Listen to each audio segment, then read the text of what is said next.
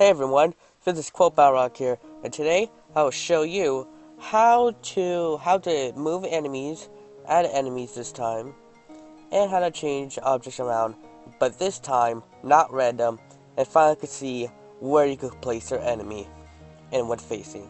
So first we're gonna get a Pikmin 2 edit of the root. If you haven't seen already, I will link it down in the description for the first video on how I got Pikmin 2 for the root file.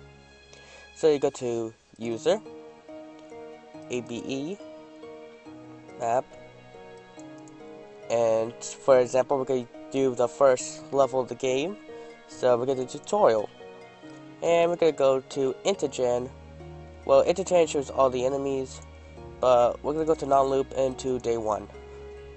So you see all these enemies here, like last time, and you say you want to edit, like, you want to edit this enemy here. I forgot what enemy, but we got Pikmin Planet, fake to PDI. We got all the enemy lists. So 44 is the Dwarf Orange Bulborb, which we will keep. And for this, we will add another enemy. So to add another enemy, we just copy any one of these. For this one be enemy, and these are for pellets. So for this, we do an enemy. To know if it is an enemy, for pellets, you see pellet version. These are pellet size, and what pellets going to spawn for. But for an enemy, it shows none of that, and it just shows for any other enemy stuff, like Tiki number, how many enemies are going to spawn, and face direction is going to show what direction it's going to face. So, and for the points, it shows a random point on where it's going to spawn around the location that it's in. And P radius is like what percent will spawn in. And up here is for the days. This will shows how many days it will respawn. Like for example, it will respawn on day 3, but it doesn't spawn in day 3 no more after that. So we change it to 0, which 0 is after you enter a cave and get out, he'll respawn right back. And you want to put it for 1, that will respawn after the next day, and not after going inside and out of a cave. So after you did that, we copy it, copy the top part, copy this and that too, Control C, and go down here and paste it. Make sure to press enter so you can leave this little line here of nothingness. So after you did that, you want to put the generator number to 7. If you don't, it will just crash the game because the game doesn't know, like it needs to spawn the object, but it can't. So it doesn't know what to do, but just crashes the game. So I forgot that. We will change the enemy to a red Bulborb. So we change that to 2. And we also want to move that Bulborb to a different location as well. So we change that.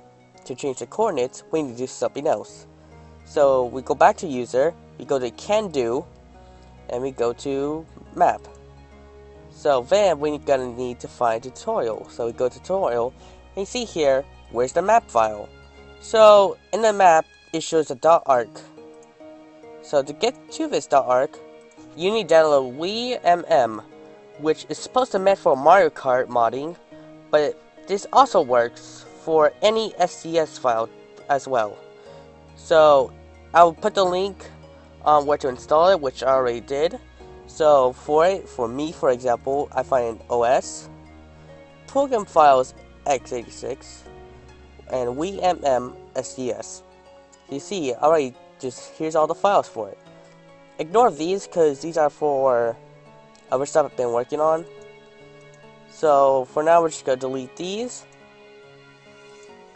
and we're gonna paste the arc file into .scs file. So you may be wondering how to use this.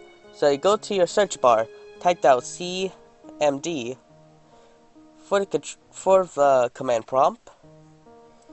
So we got down here, and then to fully use it, we gotta go type this, which I did it here for example because I might forget and I don't want to go search up on the internet again. So first you type out cd cd program files /x 86 slash and cd wiimm, not kk, cd ses, then szzt extract, and then we type down the file name arc.ses. Make sure to type down ses too, so we'll know. If you don't, it'll just be like this. So you gotta type down ses.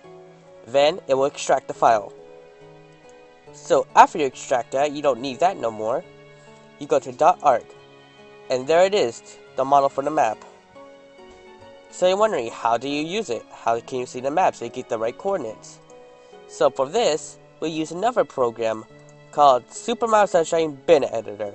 And I will link down in the description for another video, which is another YouTuber made it. Forgot the name, but I will put it down in the description. You can watch him, and we'll show you how to decompile Super Mario Sunshine and how to get it all ready to go. So you go to Super Mario Sunshine, go to Data, go to Scene, then you pick any scene that you want to edit. So for this example, you do Test 11, which is the test map. So we go to Scene, and we go to Map, we go to Map, no Map. And you see here, this is the map file. So we gotta rename the model to Map. After you name that, you just gotta replace it, and you're done. Then, to know how to see it, we go to SMBind, open SMS, we go to File, Open, and we go back to Scene, we go all the way down to the test map that we just replaced, go to Scene, go to Map, and go to Scene. After it loads, we go to Tools, we go to Preview. And then there it is, our map. So you might be wondering why are these objects here, because we want to place the map, not all. That's why all the other files are here, like those places, stuff like that. So this is where you get your coordinates for the object you want to do. So for this, I used a block, which I put it down to 0.4 scale, which is about an enemy size, if you haven't noticed. In Mario Sunshine, objects are bigger than a Pikmin map. So yeah. So after you get that, you might be wondering, how do you do it? So we go back here, and this is our chords, which is our position. So we copy this to the block.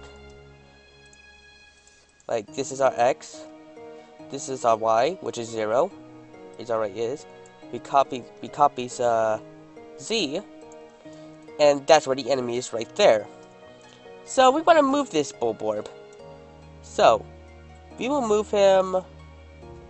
Wait, where did I put the block? Okay, we will move him like somewhere over here, like where you first encounter, like, oh god, whatever. So yeah, we move him over here. So after you got the position for the Bulborb, after you got the position for it, so now you will copy and paste the position. So we put this as 0, and now we copy this position. So we control copy and paste it for the X. Make sure to add 6 digits over here or it won't work. So 6 on this side, so make sure you just put 0, 0, 0. That's how I do it. So leave that 0 because that's where it spawns. And Z. You control copy that and paste it here. Let me give it 4 zeros so it will work. So you might be wondering, where can we put the position? So luckily we got, so get any object that could face front that could work. So like this sign I just found. So we paste it around the same area where the block is. And then we move with the position, which is on, yeah, weird. So let's try it. Well, 90. 90 on the position that we want to keep it as. So the positions are on 90. For this example, we'll change it to 0. Just to show proof that it works. So after we did all that, it looked good. So we do File and Save. So you can get out of that. If you want to keep using this, you can if you want, but we're going to get out of it. Press no. If you want to save it, it's your choice. So we get out of that. So back into the file, we go to, so we get out of this, we go back to our root, but you get out of SES file 2, and then you're basically done. So after you're done with that, you go back to the root, go to GameCube Rebuilder, you move that into it, and we go to root, save, go to our file that we've been editing on, which is our Pikmin 2 ROM edit. We save that, and we hit rebuild. While that's rebuilding, I forgot to also mention that you can also edit the pellet. So we go back to the map, new tutorial, and on loop. We go to 0, 1. And down here, over here is pellet size. So, pellet size for this one is free. But it shows all colors. 1 is red, 2 is red and yellow, 3 is all different colors. Pellet size, it goes to the 1, 5, 10, or 20. You do any other pellet number, I think it will crash, or go to the lowest or highest number. And pellet minimum means how many pellets are spawn out. Like, for example, it's on 2, so it will spawn a minimum of 2 pellets. For max, if you change to 5, they'll go between will spawn either 2, 3, 4, or 5 pellets. So, if you want enemies to spawn pellets, it's your choice. Also, for pellet minimum, when it's 1, that means it will always spawn a pellet. And if you change the number like 0.5, there's like a 50% chance it will spawn in a pellet when defeated. So that's all I tell you about, and now we wait, and it's almost done to play. After it's done doing that, we can get out and test our ROM. So if this tutorial helped you, please comment, rate, and subscribe, and I'll see you all later for a preview of what we edit.